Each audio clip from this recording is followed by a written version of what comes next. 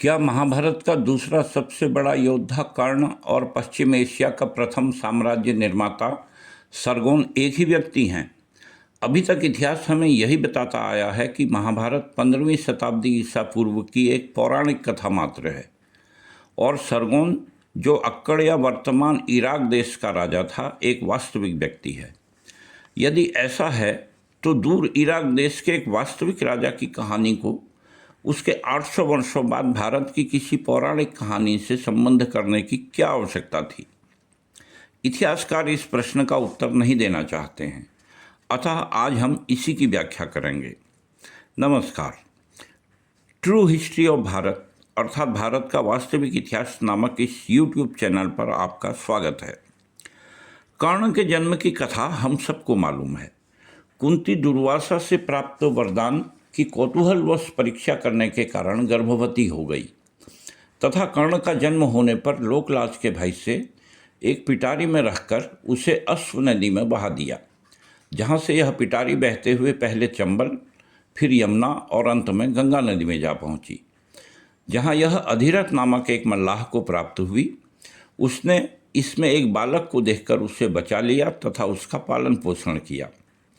आगे चलकर दुर्योधन ने इसकी वीरता से प्रभावित होकर इसे अंग देश का राजा बना दिया।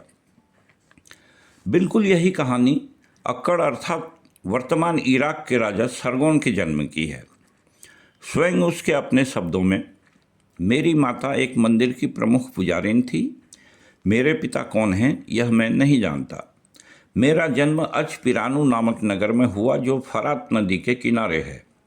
मेरी माता ने मुझे चुपचाप गर्भ में धारण किया तथा जन्म के बाद एक पिटारी में रखकर तथा उसमें मोम व कोलतार लगाकर फरात नदी में बहा दिया।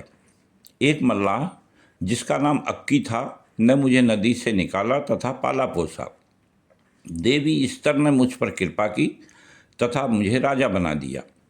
दूसरी समानता राज्य या देश के नाम की है।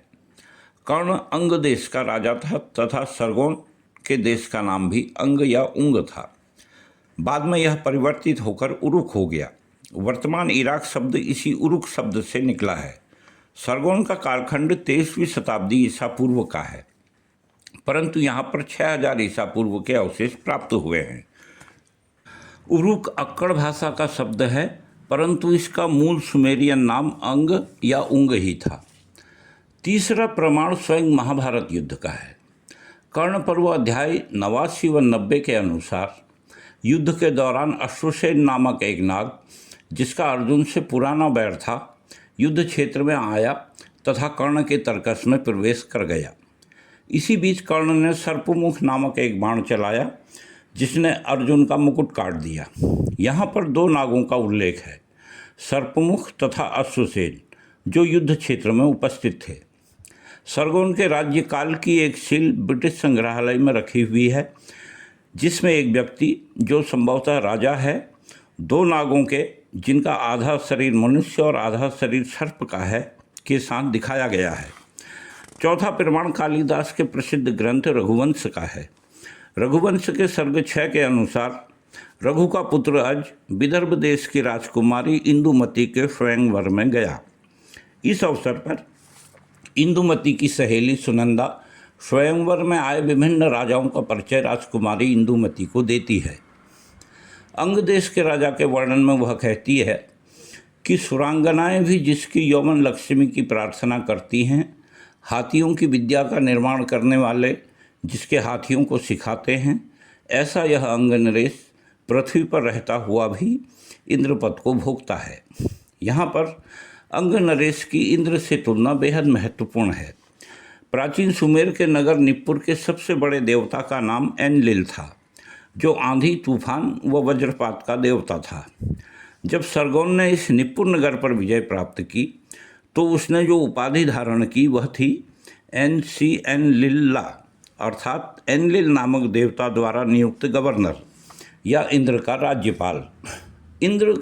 एनलिल का अर्थ इंद्र स्वयं पश्चिमी इतिहासकारों द्वारा किया गया है, क्योंकि वैदिक देवता इंद्र भी वर्षा, तूफान व वज्रपात का देवता है। यहाँ यह प्रश्न है कि कालिदास ने अंग देश के राजा की उपमा इंद्र से क्यों दी है। निश्चय ही कालिदास का आशय वर्तमान इराक देश से है, जहाँ के राजा को इंद्र कहा जाता था। जन्म की कथा की समानता, देश के नामों में समानता, कालिदास की उपमा तथा सरगोन के राज्यकाल की एक मुद्रा जिसमें एक व्यक्ति दो नागों के साथ दिखाया गया है, आखिर क्या बताते हैं? क्या यह दोनों वास्तव में एक ही व्यक्ति हैं? महाभारत का युद्ध 3102 ईसा पूर्व में हुआ था, जबकि सरगोन का राज्यारोहण 2334 ईसा पूर्व में हुआ था। इस प्रकार दोनों के बीच 768 वर्ष का अंतर है। इससे स्पष्ट है कि कर्ण और सरगोन दो अलग अलग व्यक्ति हैं। तो फिर ये ऐतिहासिक प्रमाण क्या बताते हैं? वास्तव में कर्ण एक ऐतिहासिक व्यक्ति था तथा अंग देश का राजा था। यह अंग वर्तमान का इराक देश है। पिछले 7000 वर्षों में अंग से इराक तक की यात्रा इस प्रकार रही है। अंग या उंग, उंग से उरुक जिसे बाइबिल में इरेक कहा गया है, उरुक से वर्का तथा वर्का से इराक। इस कर्ण की कहानी को ही बाद में सरगोन से जोड़ दिया गया। यहाँ यह जानना आवश्यक है कि जिस सरगोन लीजेंड में यह कहानी दी हुई है वह 7वीं शताब्दी ईसा पूर्व का है। यहाँ यह उल्लेखनीय है कि यह कहानी हजरत मूसा के जन्म से भी संबद्ध की गई है। कर्ण के इतिहास की इस व्याख्या पर आपके क्या विचार हैं? क्या आप मानते हैं कि भारतीय इतिहास की वास्तविकता को इतिहासकार जानबूझकर गलत तरीके से पेश करते आए हैं? यहाँ हमें यह उक्ति अवश्य याद रखनी होगी कि किसी कौम को मिटाने के लिए सबसे पहले उसके इतिहास को मिटाना होता है। हम इस विषय को यहीं समाप्त करते हैं। भारत के इतिहास को उसके वास्तविक रूप में समझने के लिए कृपया इस चैनल को लाइक, शेयर व सब्सक्राइब करें। भारत के इतिहास के छुपा दिए गए अध्यायों का वर्णन हम आगे भी करते रहेंगे। धन्यवाद।